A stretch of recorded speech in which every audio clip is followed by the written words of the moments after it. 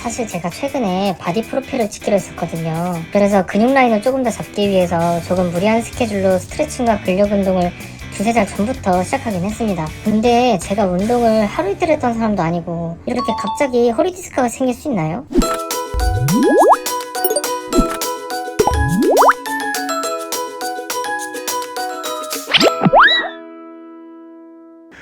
안녕하세요.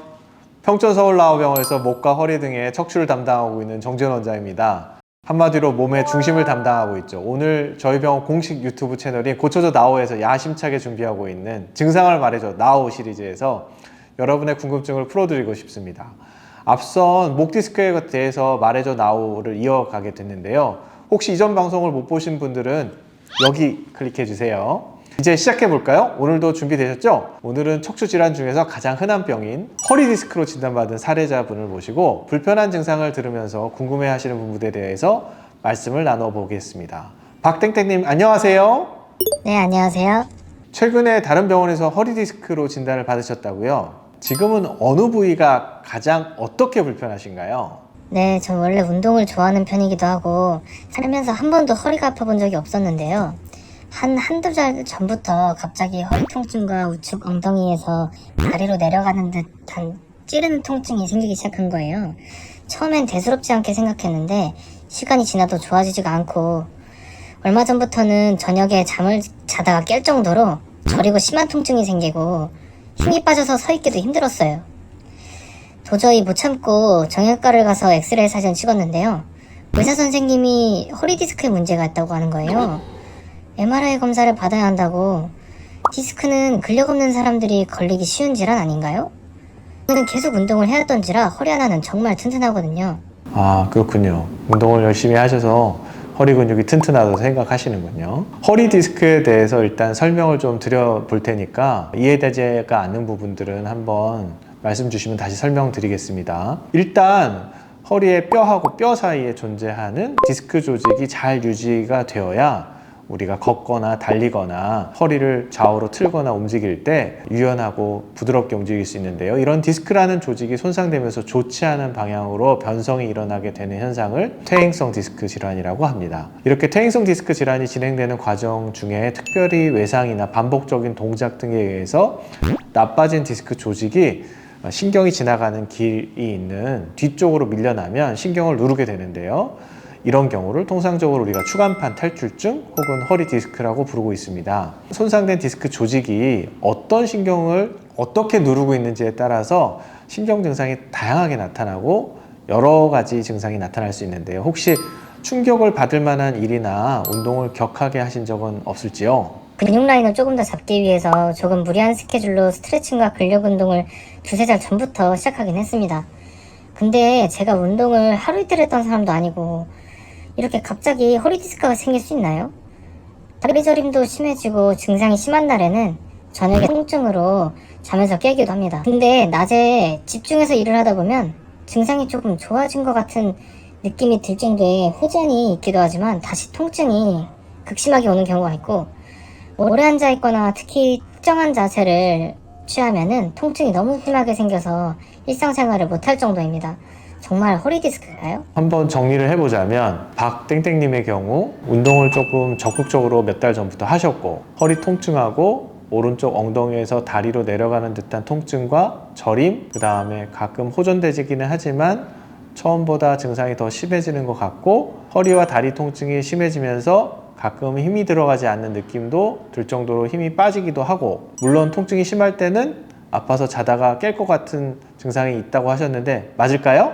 네, 맞습니다. 정형외과 병원에 가서 약도 먹고 물리치료도 하라고 말씀하셔서 의사 선생님께서 말씀하신 대로 치료도 일주일에 두세 번씩 자주 받았는데 효과가 별로 없었습니다. 일단 진료를 해주셨던 선생님께서 적절하고 올바른 치료 방법을 알려주시고 치료를 해주신 거라고 생각합니다. 하지만 증상이 지속되고 엉덩이나 다리 저림으로 하지 증상이 나타나고 있고 힘이 빠지는 증상들이 지속되는 경우에 디스크 탈출로 인해서 신경의 압박 소견이 있는 경우로 좀 생각이 되어서 MRI 검사를 통해서 디스크의 모양과 그 주변 신경을 파악하는 것이 중요할 것 같습니다. 지난번 목 디스크에 대해서 설명을 드렸지만 디스크의 변성 형태나 신경에 눌리는 정도, 손상 정도는 일반 엑스레이로는 파악이 어렵고 MRI 검사로 확인이 가능하기 때문에 불필요한 검사가 아니라 사실은 꼭 필요한 검사라는 점은 여러분들이 꼭 아셔야 될 것 같고, 단 MRI를 검사를 하는 것이 수술을 꼭 해야 된다고 생각하시는 분들이 있는데 꼭 그렇지는 않으니까 그 부분을 여러분들이 잘 이해하고 있으시면 될 것 같아요. 그렇다면 저의 경우에는 신경 눌림이 의심될 만큼 MRI 검사를 한번 받아봐야겠네요. 근데 디스크가 좋지 않으면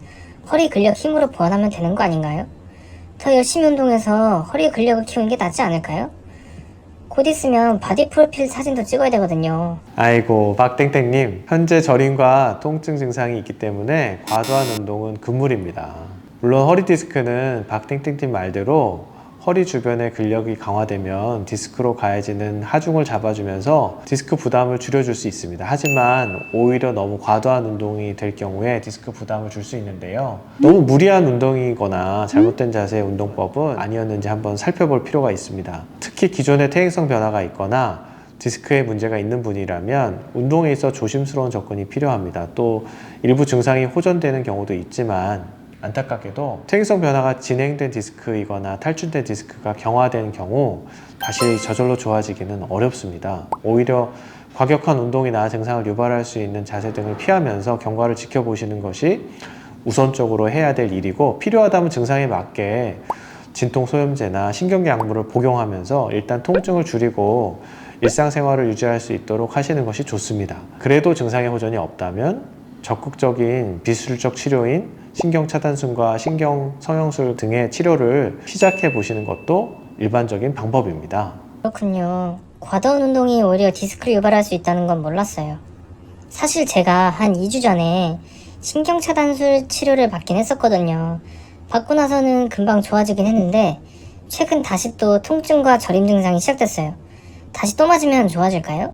일단 그렇게 맞으셨다니 잘한 치료라고 생각됩니다.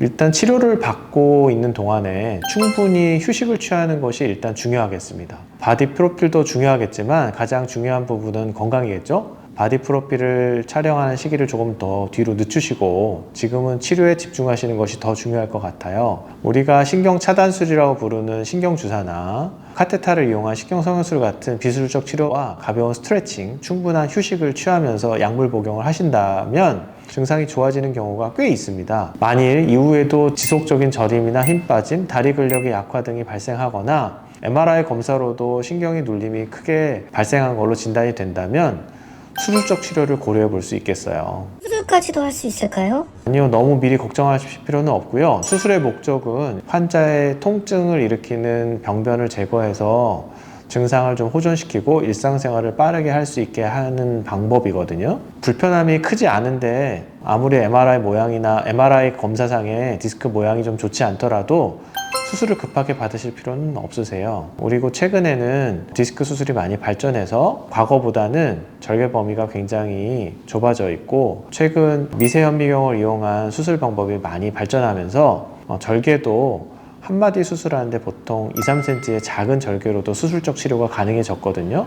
신경을 보는 확대 비율도 보통 한 20배에서 25배 정도 확대를 하다 보니까 내부를 들여다보면서 주변 근육이나 인대, 신경, 뼈의 손상이 거의 일어나지 않고 세밀하고 정밀하게 디스크가 탈출된 부분을 제거하면서 수술이 가능해졌습니다. 때문에 막연한 두려움으로 비수적 치료에만 매달리거나 하지 마시고 외과 전문의를 찾아서 적절한 치료를 선택하시는 게 도움이 되겠습니다. 그리고 무엇보다 허리 디스크의 경우 약물 치료 및 물리치료, 신경치료 등의 비수적 치료 방법으로 많이 호전이 되는 경우가 있으니까 정확한 진단을 통해서 적절한 치료와 관리를 받으시는 것이 우선적으로 가장 중요하고 좋은 방법이라고 할 수 있겠습니다. 그렇군요. 저는 마냥 수술이라고 하니 덜컥 겁이 났어요. 선생님의 말씀을 들으니 좀 쉬고 더 심해지기 전에 관리를 잘해야겠어요. 감사합니다. 네, 감사합니다. 일단 척추 질환은 치료도 중요하지만 증상에 대한 관리가 굉장히 중요하거든요. 증상을 말해줘. 나우 척추질환 2탄 허리 디스크에 대한 증상을 말해줘. 지금까지 알아봤는데요. 허리와 다리 통증, 저림 증상이 오랫동안 지속될 경우 방치하지 마시고 꼭 병원에서 전문의와 진단을 받으시면서 상의를 해보시기 바랍니다. 그리고 척추 주변 기립근 등의 근력 운동을 시작하려고 생각하시는 분들이라면 순차적으로 준비 과정을 잘 계획하시고 시작하시면서 유지하는 게 좋겠고, 또 주변에 좀 도와주시거나 운동을 알려주실 전문가가 있다면 그런 전문가와 운동을 하시는 방법도 굉장히 도움이 될 것이라고 생각이 됩니다.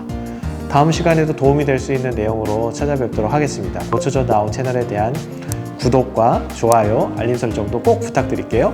감사합니다.